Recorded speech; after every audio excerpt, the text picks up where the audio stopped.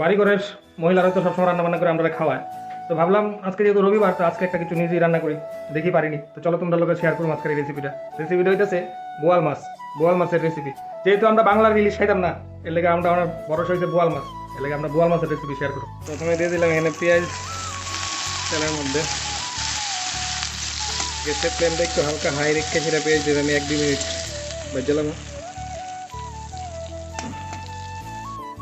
তখন দিয়ে দেবো একটু লবণ, লবণটা দিলে পেঁয়াজটা একটু নরম হয়ে দেবো। যে জলটা আছে জলটা বেরিয়ে দেবো। বোয়াল মাছটি আমি আগের থেকে বাইরে রেখে দিচ্ছি, এই যে বোয়াল মাছ এখানে রাখা আছে ভেজে রাখছি। এখন দিয়ে দেবো একটু হলুদ, আবার একটু দেবো জিরার গুঁড়া আধা চামচ। যদি সাদা সাদা দেখতেছেন, এটি হলো আদা রসুনের পেস্ট, আমি আগেই দিয়ে দিছি। এবার একটু দেবো লাল মরিচের গুঁড়া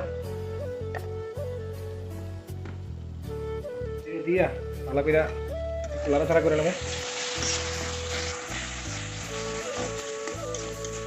নাড়াচাড়া করে খাইলে এটার মধ্যে আমি দিয়ে দেবো অল্প একটু জল, জলটা দিয়ে এটা ভালো করে একটু কষাইলাম। এবার এটার মধ্যে অল্প একটু জল দিয়ে দেবো, জলটা বেশি দিলে তো অল্প একটু দিয়ে দিব, দিয়ে লাড়াচাড়া দিয়ে দেবো। লাইরা দিয়ে মোটামুটি একটু ভাজ জ্বালাই দিব। ফ্লেমটাকে এখন একটু মিডিয়াম করে দেবো।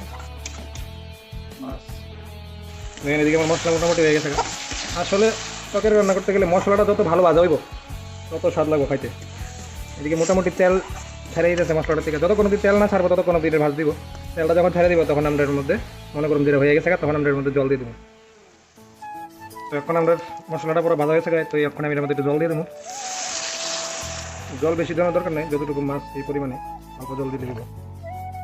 এবার এটাতে আমি একটু নাড়াচাড়া করে দেবো। নাড়াচাড়া করে অপেক্ষা করুন জলটা ফুটনের লেগে। এবার গ্যাসের ফ্লেমটা আমি একটু বাড়াই দেবো। স্বাদ মতো খাইতে গেলে একটু তো কষ্ট করতেই লাগবে।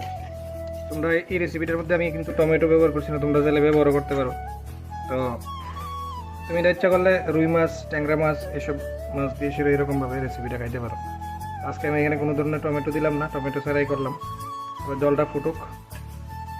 এবার আমরা জলটা সিদ্ধ হয়ে গেছে, এবার এটার মধ্যে দিয়ে দেবো মাছটি।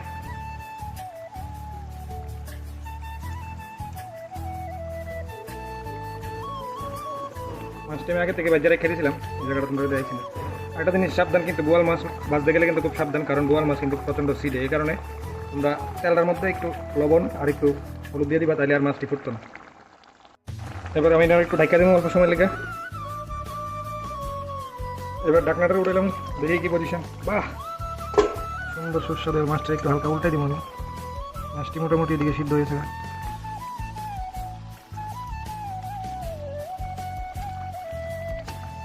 ঠিক এই পর্যায়ে এসিরা আমি এর মধ্যে দিয়ে দেবো কাঁচা লঙ্কা চিরা রাখছিলাম, দিয়ে দেবো।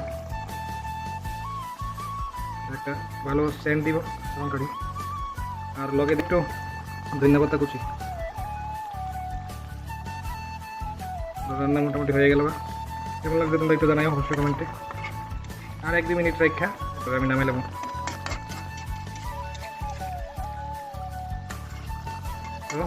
কে তোমরা এরকম বোয়াল মাছের তেল ঝাল খাও তো অবশ্যই জানাইবা কমেন্টে। আর ভিডিওটা দেখানোর লেগে অসংখ্য ধন্যবাদ। ভালো লাগলে একটু লাইক শেয়ার কমেন্ট করে দিও। এই যে হয়ে গেল রেডি, নামাই নিলাম আজকের বোয়াল মাছের তেল ঝাল রেসিপি। তো কেমন লাগছে তোমার কাছে একটু জানাইবা অবশ্যই কমেন্টে।